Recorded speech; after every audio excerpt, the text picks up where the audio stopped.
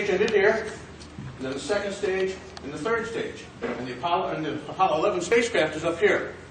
Now, when this thing took off on July 17th, or July 16th of 1969, that was yesterday, 47 years ago. No, not yesterday, I'm sorry, on the 16th of this month. Yesterday, 47 years ago, they landed on the moon. But anyway, this first stage took off. It took off with a mighty roar. It just shook the ground, and people could see it and hear it and feel it for miles around. And it went off, and by the time this thing was 42 miles in the air, in just 2.5 minutes, it was doing 6,000 miles an hour. Wow. Crazy. Wow. At that point, this thing was empty. They had to drop it off to go into the ocean. So this part, when this ring came off, and went into the ocean.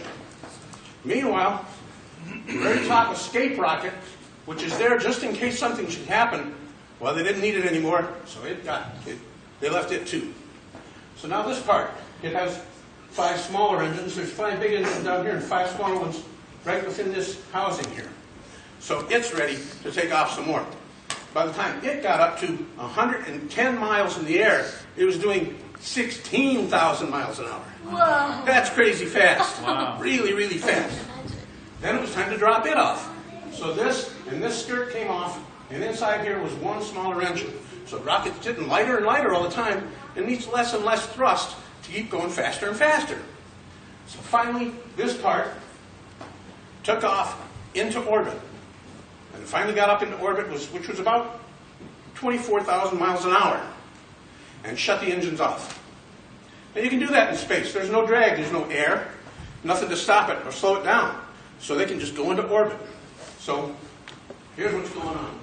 We've got, now if the Earth was like 2 inches big, the moon would be about that small, it would be about 5 feet away. So it's really far away. But for this case, I'm going to draw it a little bit bigger so you can see it. So we've got the Earth here, kind of lopsided, but that's all right. And we got, let's say, put the moon here. Okay. And they took off, got into orbit, they went around the Earth, and then finally they turned the engines back on and headed for the moon. Okay? 45 minutes after that, these 4 doors around this section opened up. And inside, oops, that wasn't supposed to happen. Where'd my other piece go? There it is. Oh, it looks like it fell apart too. All right, sorry. Trying to be fast here. Okay, this thing is inside. This is the lunar lander. Okay? Now, normally the legs are folded up on the inside. They're more like that when it's in here so it can fit. But now, when those doors opened up, they had to perform a very tricky maneuver. They were headed towards the moon, and this thing was, below in the rocket. So while they're headed towards the moon, they had to turn around backwards and dock with this. And then they switched around so they were like this, back toward the moon again. So they're on their way. They finally are heading toward the moon. I'll do that there for a minute. Oh, 5 things over here. Okay, sorry. It's a little bit crazy here. So now they're headed towards the moon, which is, now wait a minute. The moon's over here and we're going that way. Does anybody know why? Because the moon is moving. Because the moon is moving, that's right. The moon's coming up this way. And it's going to be right here to meet it when the spacecraft gets there in 3 days. Who thinks it would be fun to ride in this rocket? Would it be fun? Maybe. You know what? Those astronauts were brave. In that tiny little capsule up there, this rocket is taller than the power tower at Cedar Point. It's 60 feet taller than the power tower. 3 little chairs next to each other with barely enough room for them to reach up to the instruments. And they had to be in that thing for a week. Except for a little time on the moon. So, they finally get to the moon. And they separated. And, well, now that fell apart. Nice. I'll just hold it like this. So the guys crawled into this spot right here. This was docked up like that. And 2 of the astronauts, there's 2 guys on the end, Neil Armstrong and Buzz Aldrin, climbed into this thing, and Michael Collins stayed in the other craft and just went around and around the moon for a while. And this thing landed on the moon. Okay? So after a while, after a few hours, they said they had a planned sleep schedule. They were supposed to take a nap.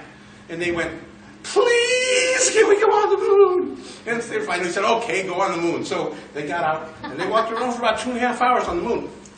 Now they planted a flag, and the flag had a rod in the top to hold the flag out like this, which is a lot of people think that there was a wind on the moon because there's no air on the moon.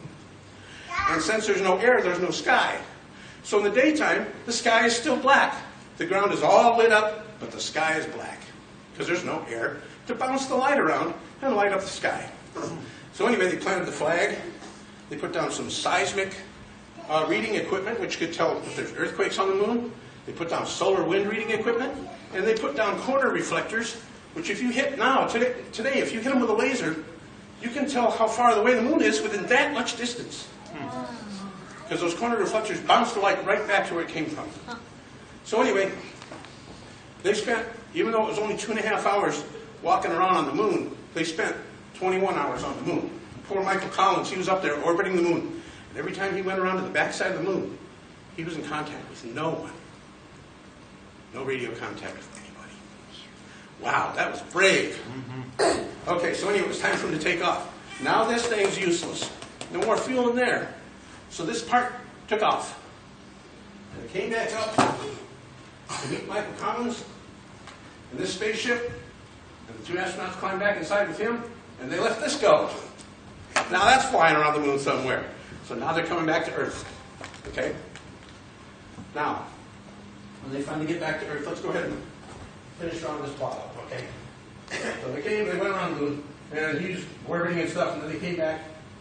They fired the engines one more time so they could head back to Earth. Now, coming back into the Earth's atmosphere, they have to be very careful. When you enter the air at thousands of miles an hour, the wind creates friction.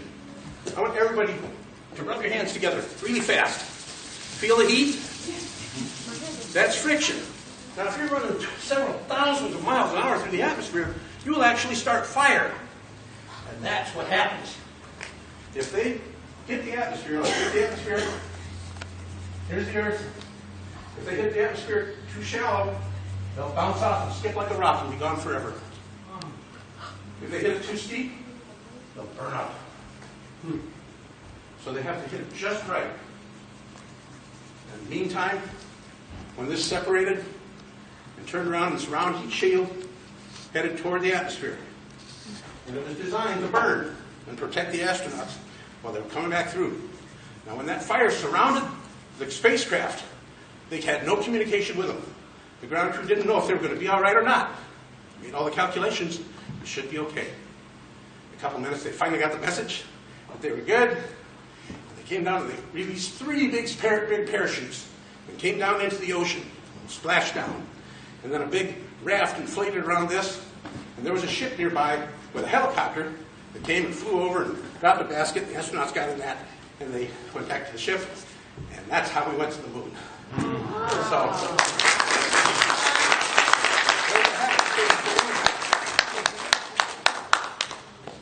is there any questions?